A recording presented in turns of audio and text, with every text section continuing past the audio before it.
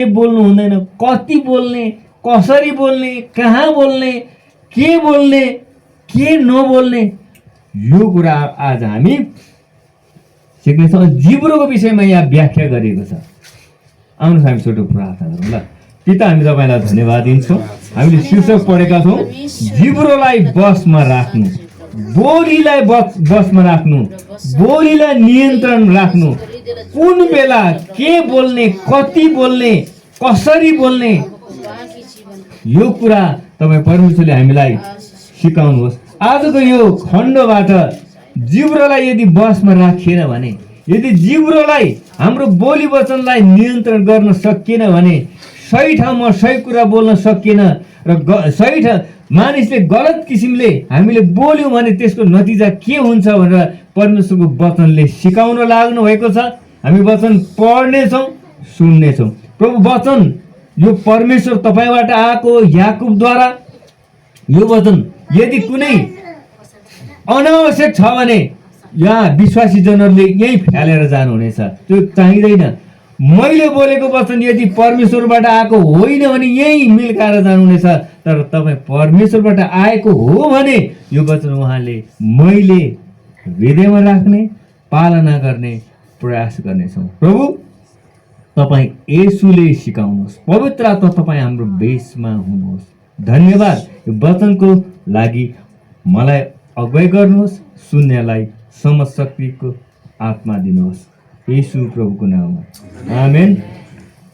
आजको शीर्षक एउटै मात्र हो, जिब्रोलाई बसमा राख्नु, बोली वचनलाई नियन्त्रण गर्नु। है त, यति हो। सिधै मैले पढिदिन्छु, यहाँले पछि गएर घरमा पनि पढ्नु होला। तर आज म के भन्छु नि, भाइ हो तिमीहरूमध्ये धेरैजना शिक्षक नहो भनेको छ। भाइ हो भनेको चाहिँ नि, भाइ हो भनेको चाहिँ यहाँ धेरैचोटि के बुझ्न सकिन्छ भने, ए होइन हौ यो दाजुभाइले मात्रै भनेको क्या, बस्नु हजुर बस्नु, स्वागत छ, दाजुभाइले मात्रै भनेको हो कि के हो भन्ने पनि बुझ्न सकिन्छ। यता सुन्नुहोस् है, म त्यहाँ चिसो छ है, चिसो त्यहाँ चिसो छ अहिले त, अलि यता साइड ल्याएर बस्नु। म चाहिँ फेरि अलिकति अनौठो मान्छे छु ल, नरिसाउनुहोस् है। यसो हेरेर यो राजकुमारले बोलेको मन परे पनि नपरे पनि सुनिदिएको मनपर्छ मलाई है। हजुरले यसो सुनेर अनि मन पऱ्यो भने अलिअलि भन्नु होला है, मन परेन भने चाहिँ चुप्प लाग्नु होला, भरे यो काम नलाग्ने रहेछ भनेर चाहिँ काम नलाग्ने कुरो भने चाहिँ फ्याँकिदिनु होला ल। अनि भाइ हो भनेको चाहिँ ख्रिस्टमा चाहिँ हामी धेरै मान्छेले यो भाइ हो भनेपछि छोरी मान्छे आमालाई होइन क्या, दिदीबहिनीलाई होइन क्या भन्ने विचार गर्छौँ हामी। मैले त्यस्तो किन भाइ भाइ भने, अङ्ग्रेजीमा यसलाई ब्रदर भन्छ है। यसको अर्थ चाहिँ के हो भने परमेश्वरको दृष्टिमा चाहिँ सबैजना हामी उहाँको छोराछोरी हौँ। आमेन। कुनै जात, कुनै भाषा, कुनै वर्ग, कुनै ठाउँ, कुनै धनी गरिब, पढेका नपढेका, काला सेता, गोरा, दिदी बहिनी, दाजुभाइ सबैले परमेश्वरले आफ्नो सन्तान बनाउनुहुन्छ। अनि स्वर्गमा चाहिँ के हुन्छ भने यहाँ छोरी मान्छे र छोरा मान्छे हुँदैन, के हो स्वर्गदूत जस्तो हुन्छ। आमेन। परमेश्वरले हामीलाई चाहिँ स्वर्गदूत जस्तो देख्नुहुन्छ। अनि त्यसमा उहाँले सबै छोराहरू अथवा छोरी एउटै, भाइ अथवा बहिनी, भाइ भनेको सामने के सम्झिनु भने परमेश्वरले उहाँको सन्तान भन्नुभएको भनेर सम्झिनुहोस् ल। हामी सबै दाजुभाइ दिदीबहिनीहरू है। अनि त्यो भएर मण्डलीमा प्रायः म तपाईँलाई के भन्न चाहन्छु भने, मैले यहाँ बोलाएँ भने मेरो मानिलिउँ बुहारी, कुनै यहाँ बुहारी छ भने बुहारी यता हो भन्नु हुँदैन, प्रभुको छोरी फल्ना नाम बस, साइलिका कि होइन, यहाँ प्रभुको छोरी फलाना है, मेरो काका ससुरा होइन, प्रभुको छोरा फल्ना बस। किनभने हाम्रो मण्डलीमा चाहिँ हाम्रो आफ्नो साइनो त आफ्नो छँदैछ है, तर के भने मण्डलीमा चाहिँ प्रभुको सन्तान हामी सबै एउटै हो। आमेन है। त्यो अनि धेरैजना शिक्षक नहौ, किनकि तिमीहरू जान्दछौ हामी शिक्षा दिनेहरूको न्याय अझ कठोर रूपले हुनेछ। किनकि हामी सबै धेरै भुल गर्दछौँ। जुन मानिसले आफूले बोल्ने कुरामा भुल गर्दैन त्यसले आफ्ना सारा शरीरमा लगाम लगाउन सक्छ र त्यो सिद्ध मानिस हुन्छ। अब यो माथिको कुरा धेरै म व्याख्या गरिनँ। जुन व्यक्तिले आफ्नो शरीरमा लगाम लगाउन सक्छ र त्यो मान्छे सिद्ध हुन्छ, अब त्यसमा चाहिँ के भनेछ जुन मानिसले आफूले बोल्ने कुरामा, अब हामी आज एउटै मात्रै विषय, यो जिब्रो फड्किने छ नि, जिब्रो फड्किने, यो कसरी फड्कार्ने, कहाँ फड्कार्ने, कति फड्कार्ने, कसरी फड्कार्ने, कसलाई के भन्ने, जोख्ने भनेर चाहिँ सिकाउँदैछ है ल।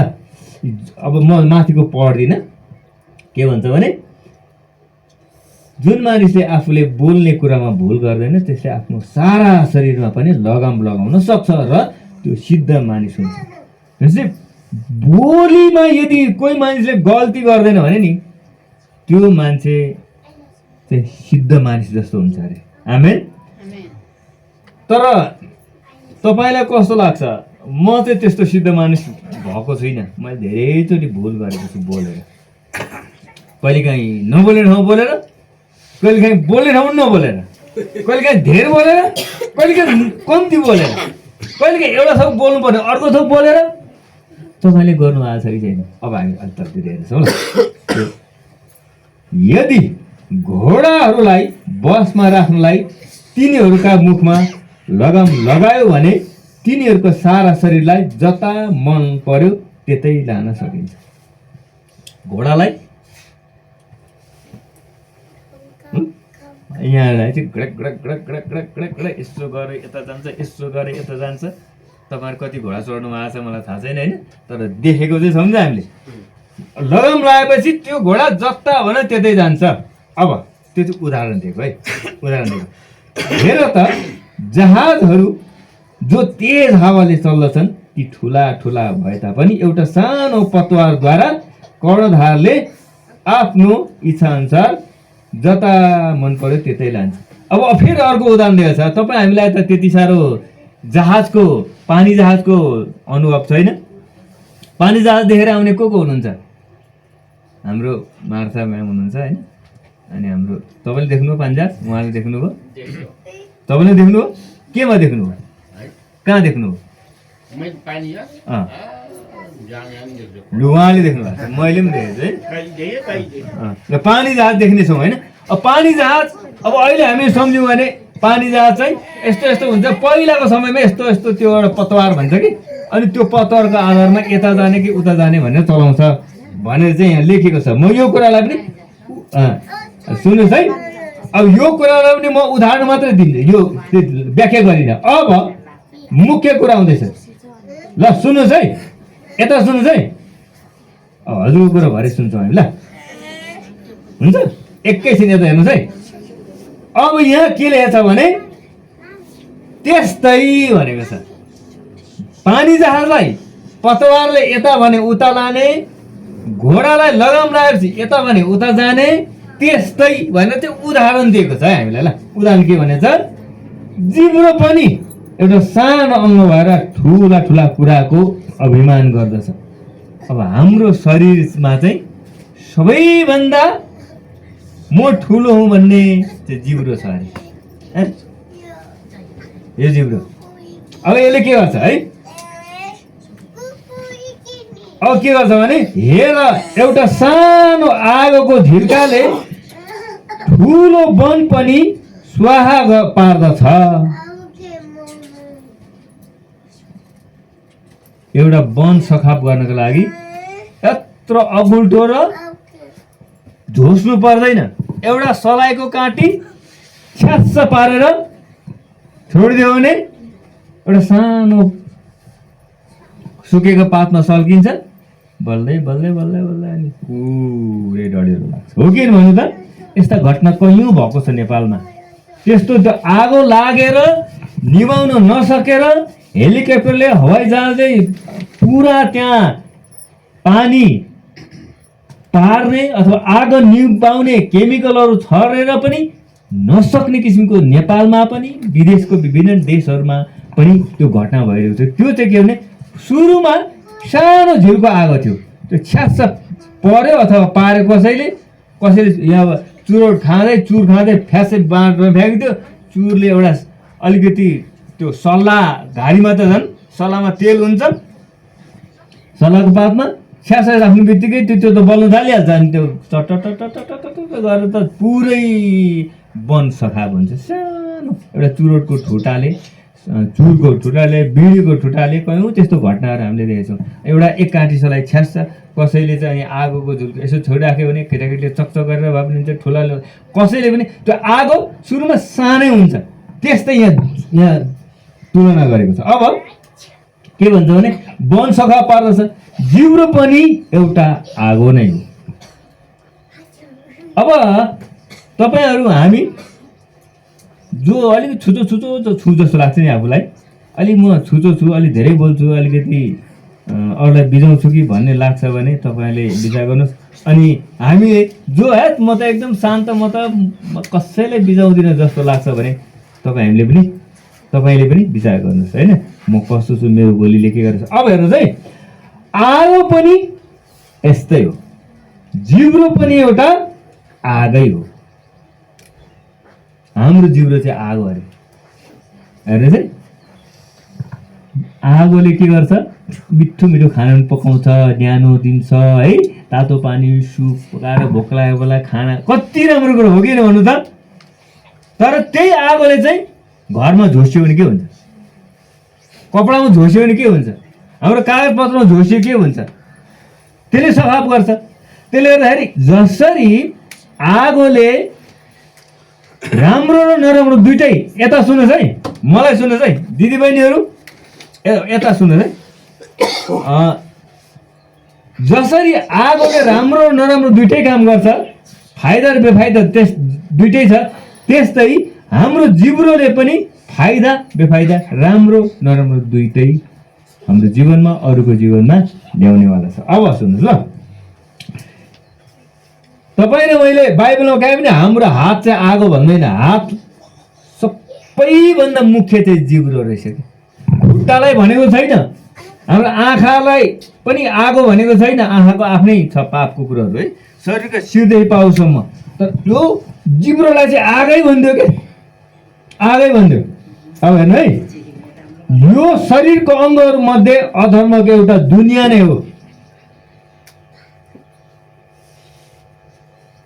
जिब्रोले अधर्मको दुनियाँ भनेको, अधर्म भनेको खराबको, पापको, बेमानीको, बिगार्ने, ध्वंस गर्ने, नष्ट गर्ने एउटा दुनियाँ नै हो भनिदियो।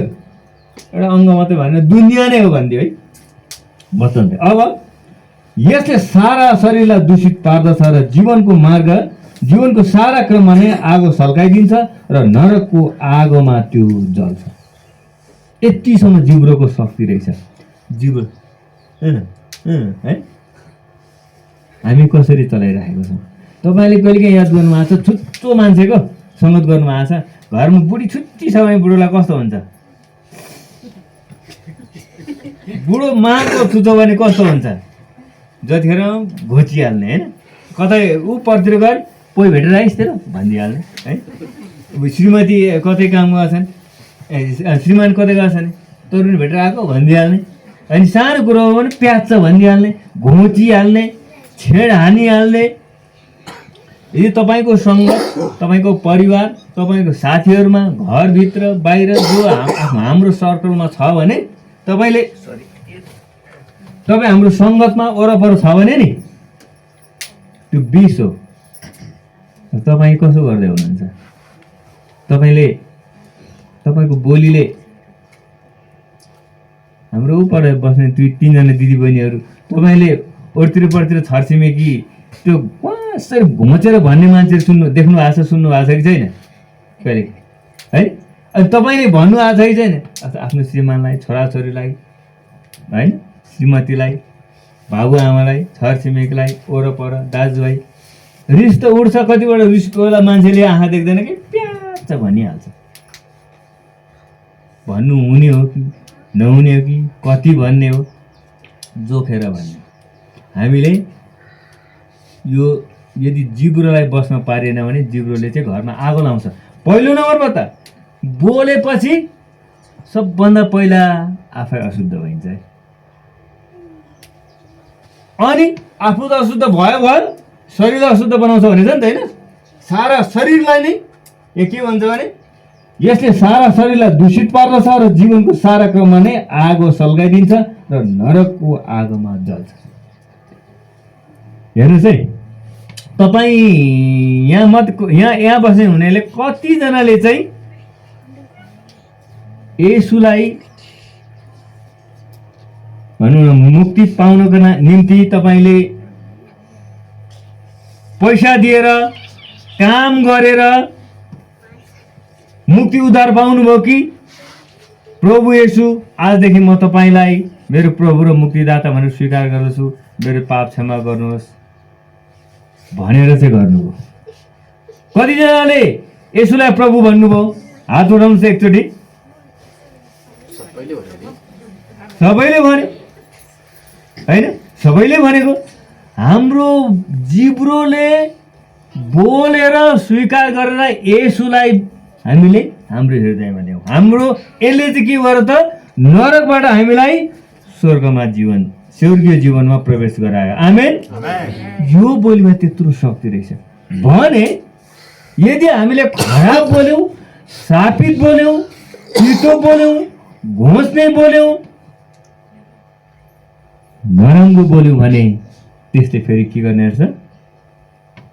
यहाँ भन्छ के भन्छ भने यतिसम्म भन्छ कि त्यही व्यक्तिले यहाँ बस्नु हुनेले सुन्नुहोस् है, मैले येशू मेरो प्रभु र मुक्तिदाता भनेर मेरो मुखले स्वीकार गरेर हृदयले विश्वास गरेर मैले उद्धार पाएको हो कि भन्नु त हो नि, होइन?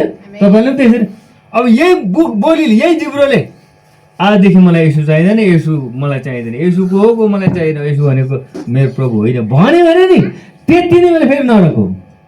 अब सक्यो मेरो। त्यसले गर्दाखेरि हाम्रो जिब्रोमा चाहिँ ठुलो शक्ति छ। घरमा झगडा, तपाईँहरूको घरमा कतिको झगडा भएको कुनै दिन भएको छ कि छैन थाहा छैन, होइन? अहिले भइरहेको छ कि छैन थाहा छैन, भविष्यमा हुन्छ हुँदैन त्यो तपाईँले जान्नुहुन्छ। तर कुनै पनि घरमा झगडा भएको छ भने सबैभन्दा धेरै झगडा हुने कारण चाहिँ अब जाँडासित छँदैछ, होइन? विभिन्न कुरोहरू छ, अरू बदमासित छँदैछ, तर त्यसमध्ये सबैभन्दा धेरै झगडा हुनुको मुख्य कारण चाहिँ मुखको कारण झगडा हुन्छ।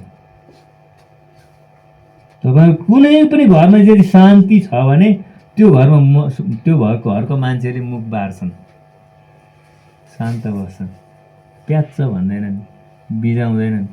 एउटाले भने अर्कोले फेरि इटका जवाब पत्थर से देता हूँ भन्दै नि पुरा एउटा भन्यो, अर्कोले फेरि अर्को झटार हानिहाले है। के त्यो कतिको चाहिँ बानी यस्तो त्यो के भेटे झटार हान्ने बानी हुन्छ, धेरैको चाहिँ मुखको झटार हानिहाल्ने, प्याच्च बोलिहाल्ने, फेरि अर्को अनि सङ्ग्रालो। हेर्नुहोस्, तपाईँले एक थप्पड हान्नुभयो भने नि मान्छेले बरु सरी भनेर बिर्सिन्छ, तर तपाईँले बोलेको कुराले चाहिँ मुटु बिजेपछि नि हतपत मान्छेले बिर्सिँदैन। त्यसले गर्दा कुनै पनि घरमा यदि शान्ति छ, कुनै पनि परिवारमा शान्ति छ, कुनै पनि हाम्रो समूहमा शान्ति छ भने, कुनै पनि समाजमा शान्ति छ भने त्यो समाज, त्यो परिवार, त्यो घरमा चाहिँ नि जिब्रो सम्हाल्ने, नियन्त्रण गर्ने, जिब्रोलाई ठिक्क मात्रै बोल्ने मानिसहरू हुन्छन्। आमेन। तर जुन समाजमा प्याच्च बोल्ने, झगडालु स्वभावको छिमेकीहरू हुन्छ, जुन घरमा झगडालु प्याच भन्ने मानिसहरू हुन्छ, जुन हाम्रो एउटा टिममा, हाम्रो समूहमा, विभिन्न हामी चर्चमा, होइन, अब काममा, अफिसमा, व्यापार व्यवसाय, जुन ठाउँमा चाहिँ प्याच भन्ने मान्छेहरू हुन्छ नि, त्यो ठाउँमा शान्ति हुँदैन, कलह हुन्छ, झगडा हुन्छ, बेमेल हुन्छ, समस्या हुन्छ, फुट हुन्छ। जिब्रोकै कारणले परिवार फुट्छ है। श्रीमानले श्रीमतीलाई भनेसम्म त्यो पुरा चित्त धत, कतिले के भन्छ थाहा छ? आज चाहिँ मैले फल्नालाई धित्मर्ने गरी भन्न पाएँ भन्छ नि, शान्तिको सास फेरिरहेको हुन्छ नि, तर वास्तव मुखले त्यो पाप गरिरहेको भने यादै हुँदैन। भन्नु भने कतिले चाहिँ भन्नै पाइनँ मैले, त्यसलाई यस्तो भन्नु पर्ने थियो भन्नु भने भन्नै पाइनँ भनेर कसो गरिरहेको हुन्छ, छुक लागिरहेको हुन्छ कि भन्नु पाउनु भएन, प्रभुलाई धन्यवाद दिनुहोस्। तपाईँले बोलेको तितो वचनले तपाईँ आफूलाई अशुद्ध पार्दै हुनुहुन्थ्यो अनि त्यो बेमेलको संसार तपाईँले त्यो जिब्रो चाहिँ एउटा अधर्मको दुनियाँ नै हो भनेर भनेको छ, अधर्मको संसारै हो भनेको छ, त्यो प्रयोग नगरेर तपाईँ आफूलाई सुरक्षित राख्नुभएको छ भनेर सम्झिनुहोस्। आमेन। मैले शीर्षक चाहिँ एउटै मात्र छ, जिब्रोलाई बसमा राख्ने, बोली वचनलाई बसमा राख्ने, के बोल्ने, कति बोल्ने, कसरी बोल्ने। यो म तपाईँहरूलाई उदाहरण त धेरै म अहिले उदाहरण दिन्न, यदि आवश्यक पऱ्यो भने म दिन्छु। अब के भन्छ भने यहाँ अब अझै तलतिर के भन्छ, हरेक किसिमका पशु पक्षी, घस्रने जन्तु र समुद्रका जीव जन्तुलाई तहलाउन सकिन्छ र मानिस जातिबाट नै तह लगाइएको छ होइन।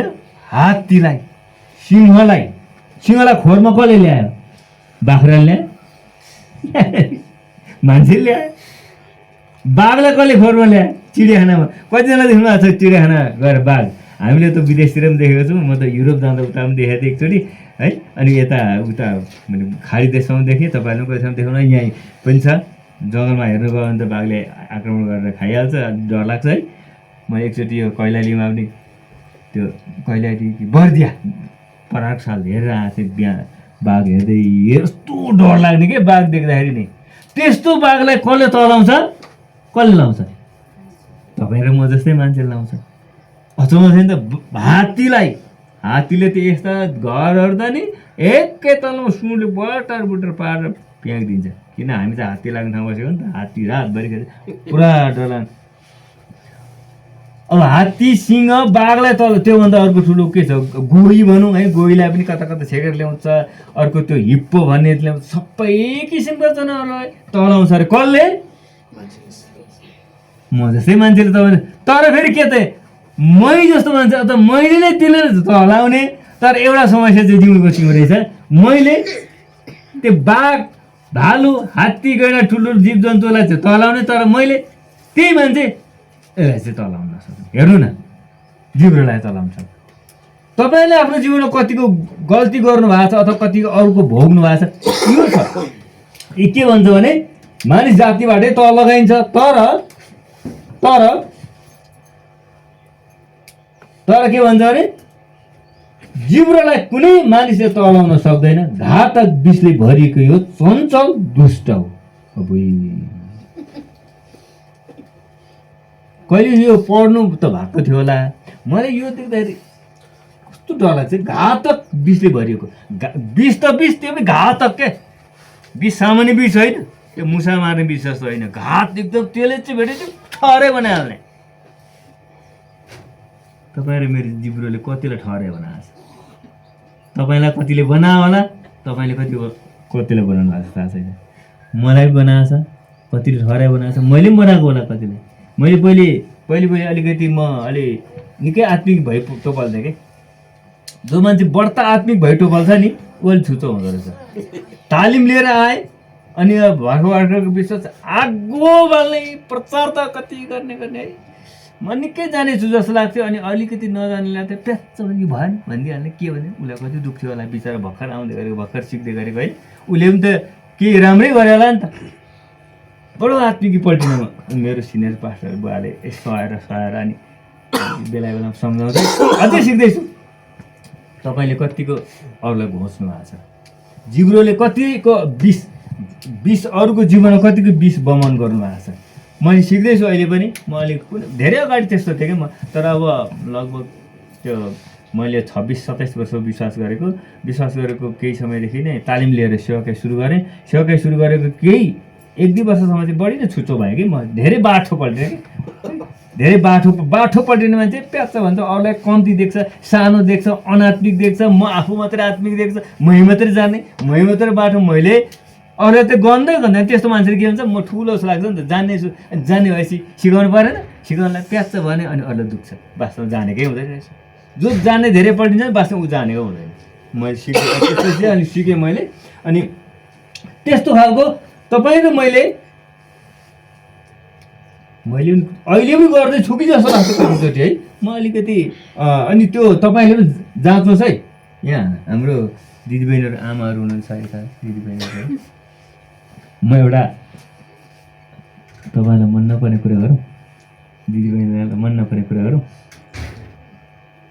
दाजुभाइ भन्दा नि दिदीबहिनीहरू धेरै जिब्रो चलाउनुहुन्छ अरे हो। मैले भने होइन है, हो कि होइन? खै हो हो ल त्यसो हामीले चाहिँ अलिकति नियन्त्रण गर्नुपर्ने भयो है थोरै।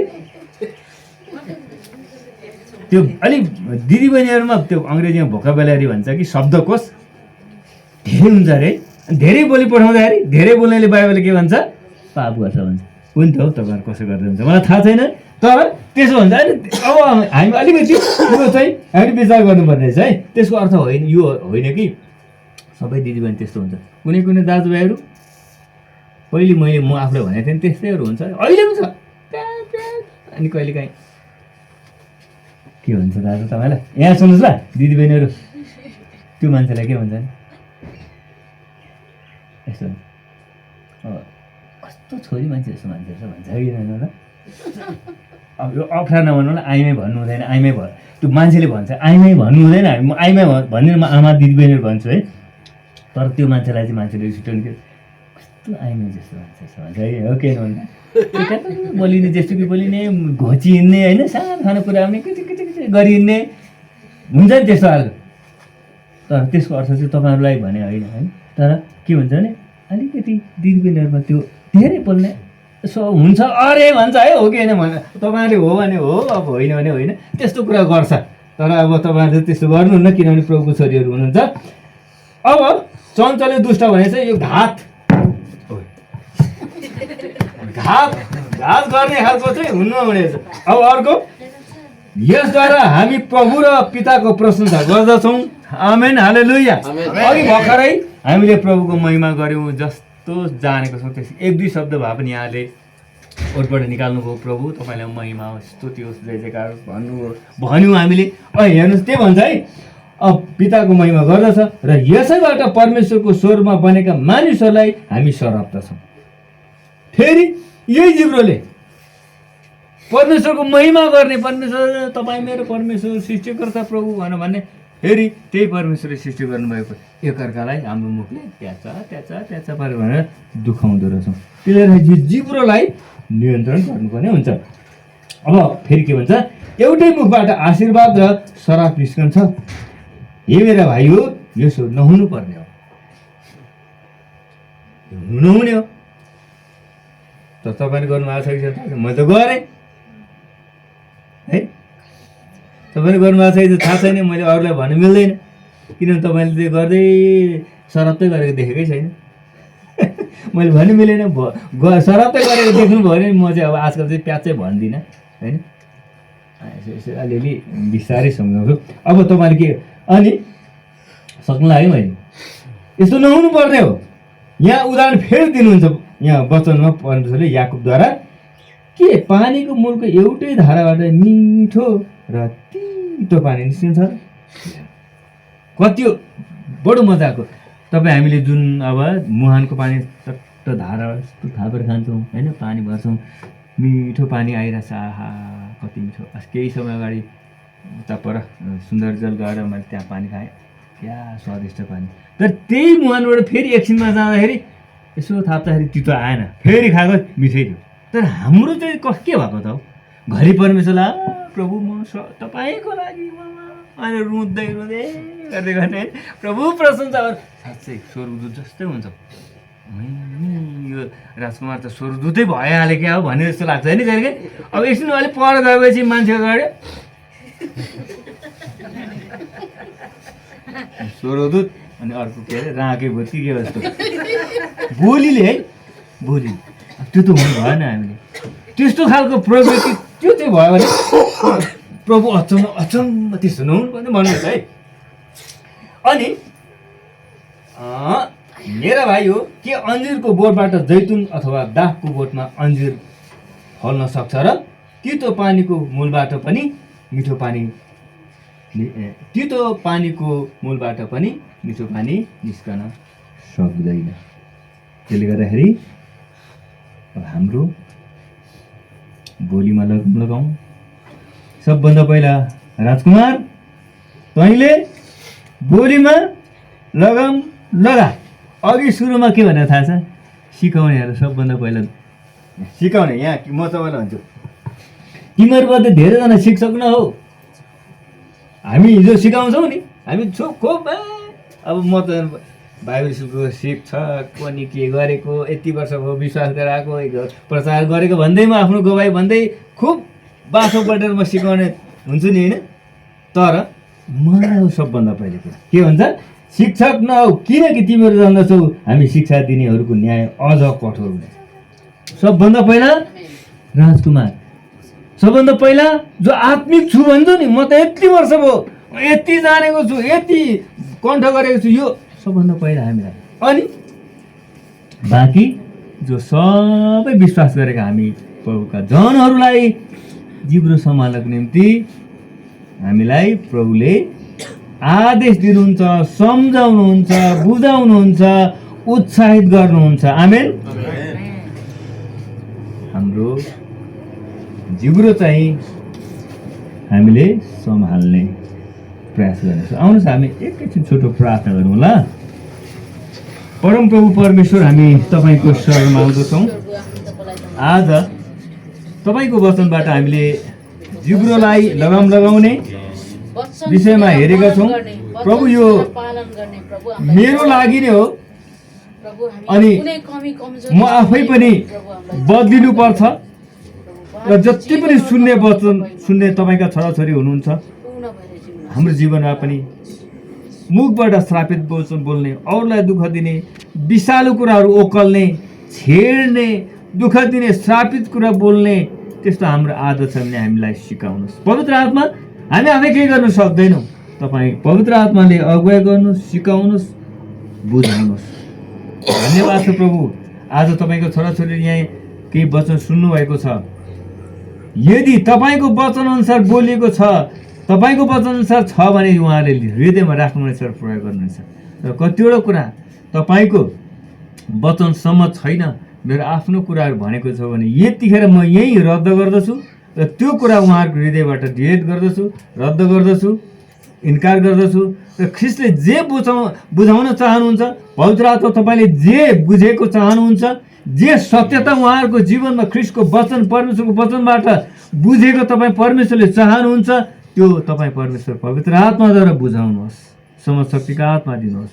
धन्यवाद छ तपाईँको छोराछोरीहरूले यो पानी झरीको बावजुद पनि, हिलोको बावजुद पनि, मौसम प्रतिकूल हुँदाको बावजुद पनि सेवामा आउनुभयो, वचन सुन्नुभयो, सङ्गतिमा रहनुभयो। यसको निम्ति तपाईँ परमेश्वरलाई धन्यवाद छ। उहाँहरूको जीवनमा प्रभु उहाँले तपाईँको निम्ति, तपाईँसँगको सङ्गतिको निम्ति गर्नुभएको सानो ठुलो बलिदान तपाईँ परमेश्वर निश्चय पनि लेखा राख्नुहुन्छ, इनाम राखिदिनु भएको छ।